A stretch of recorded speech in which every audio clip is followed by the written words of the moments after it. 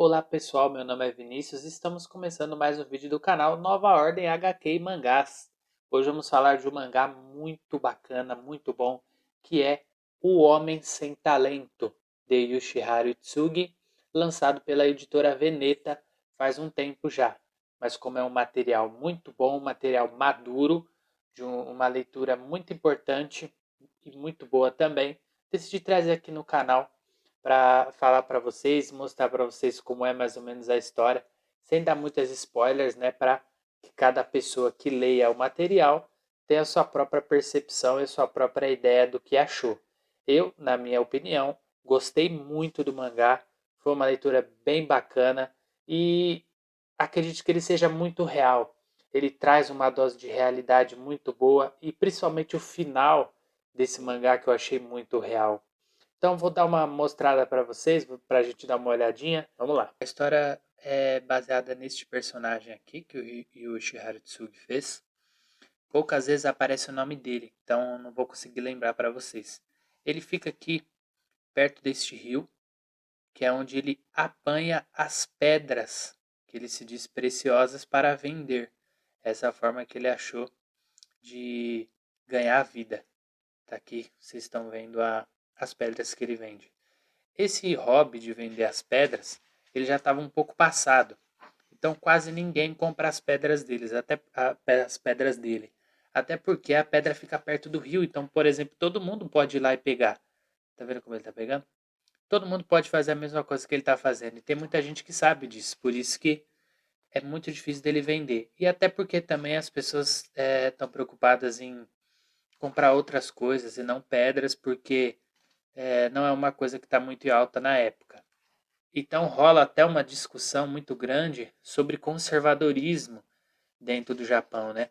Esses personagens e muitos outros vendedores vão discutindo que a cada nova evolução, a cada tempo que vai se passando, os japoneses estão perdendo a essência, então as pessoas estão perdendo a intimidade, estão perdendo a força de poder ver beleza nas coisas, né? Nas pedras, na natureza e tudo mais. Então ele vai sofrendo muito e dentro dessa ideia dele de não conseguir vender as pedras, ele é casado, né?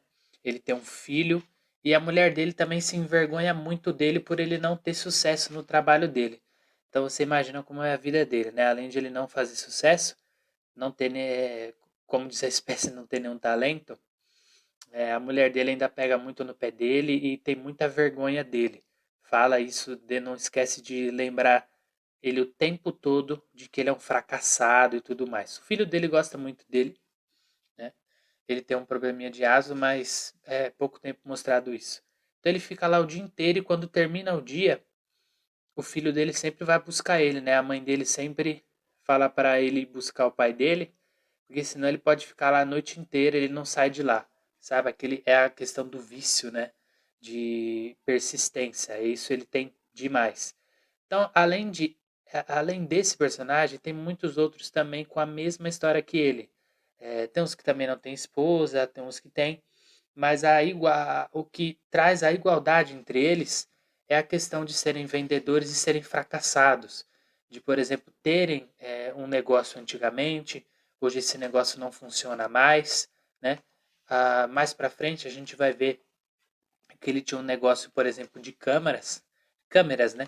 Fotográficas, que dava muito dinheiro a ele. Aqui ele conhece um outro vendedor e aí ele participa de um leilão de pedras. Essa aqui é a mulher do vendedor de pedras que também dá em cima dele, mas ele não consegue ficar com ela porque o filho dele vai buscar ele à noite, né, como eu falei anteriormente, e aí pega eles dois no flagra. Ele ia trair a mulher dele, ainda bem que o filho impediu, né? Senão o personagem ia pegar muito mal para ele, né? Isso não é coisa que se faça. Que fique claro. Mesmo que ela seja muito mal para ele, na leitura vocês entendem, mas não é assim que a gente se desfaz de uma pessoa, né? Mais para frente, a gente vai vendo as paranoias que ele e outros personagens têm à beira desse problema de serem fracassados em seus comércios, suas vendas e tudo mais. Muitos deles queriam ser ricos. Aqui a gente conhece outros tipos de vendedores. Esse aqui vendia pássaros clandestinos, né? A arte do Yoshihiro Tsugi é muito boa e a narrativa dele também é muito boa, pessoal. É uma leitura muito boa de se fazer. Então ele vai contando algumas histórias, né? Principalmente esse personagem de cara que a gente está vendo, que ele é vendedor de pássaro ambulante. Ele conta a história de que ele viu um rapaz na rua e que na verdade esse rapaz voava. E isso tudo, tá vendo aqui, ó? E na verdade não era um pássaro, era uma pessoa, né? E ele jurou que ele viu essa pessoa indo até um certo local e se jogando de lá para pular e voar. E ele falou, prometeu dizendo que ele voou num determinado lugar, que é um lugar onde você vai até aqui, ó, que ele vai até lá em cima e pula. E ele disse que fielmente que o rapaz pulou de lá e voou. Para vocês verem a paranoia, né? Tá aqui. Isso era uma grande paranoia dos vendedores, dessas pessoas que têm sérios problemas, essa questão do fracasso e essa coisa do capitalismo, né? Principalmente do Japão, que é um país muito capitalista, que estava se desenvolvendo nessa época. Hoje ele está completamente desenvolvido nesse quesito de economia.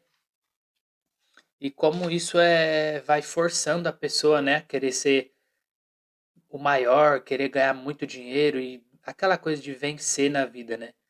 E aqui no final a gente vai mostrando muitas aprendizagens do nosso personagem. E no final disso, no final de tudo, a gente pensa que ele está aprendendo e tudo mais, mas o que acontece é uma coisa muito real.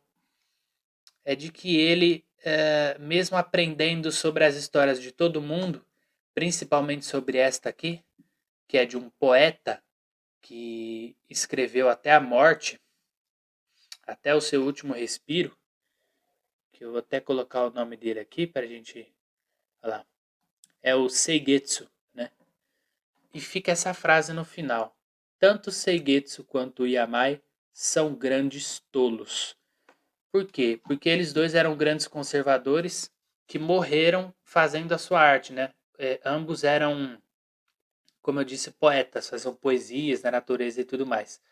E eles acabaram morrendo e outros até se suicidaram. E aí, quando a gente pensa que ele aprendeu, ele diz: tanto Seigetsu quanto Yamai são grandes tolos. O que ele quer dizer é que ele permanece na alienação, né? Ele permanece naquela perseverança, naquela ideia louca de vencer na vida. E isso é extremamente real, né, pessoal? Tem gente que realmente não aprende, mesmo caindo, caindo, caindo. A vida mostrando que não é bem assim a questão da meritocracia. Ele ainda continua acreditando porque isso é mais confortável para ele. Talvez cair na real seja muito doloroso, né? Então por isso que muitos tomam essa atitude. É um belo quadrinho, eu indico muito a vocês para ler. Sai um pouco, né, da editora Panini e tudo mais, vão atrás da editora Nemo, editora Veneta, como é o caso. Um Homem Sem Talento, de Yoshihiro Tsugi. Ótima leitura, indico muito a vocês. E é isso, pessoal, uma boa indicação de mangás aí para vocês que querem ter uma leitura mais madura, uma leitura mais adulta e mais aprofundada, né, para elevar o debate, elevar a mente um pouco, certo? Então não se esqueçam de se inscreverem no canal, de curtirem o vídeo e comentarem o que vocês acharam do mangá, tá bom? Um grande abraço para vocês, tchau, tchau, até o próximo vídeo.